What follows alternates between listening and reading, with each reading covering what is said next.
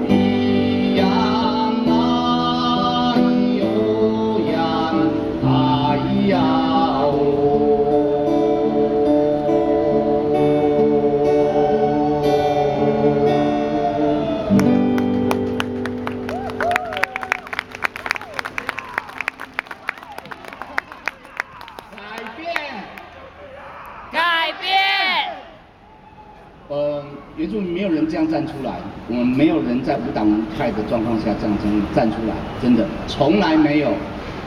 这边有很多原住民的朋友，但是也有很多非原住民的朋友。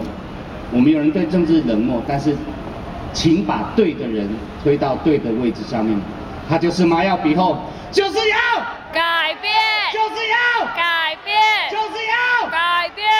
好，谢谢。我们现在欢迎下面一位歌手。他是阿美族，扎拉巴西瓦利，他是来自花莲，拿过金曲奖，我们给他最热烈的掌声。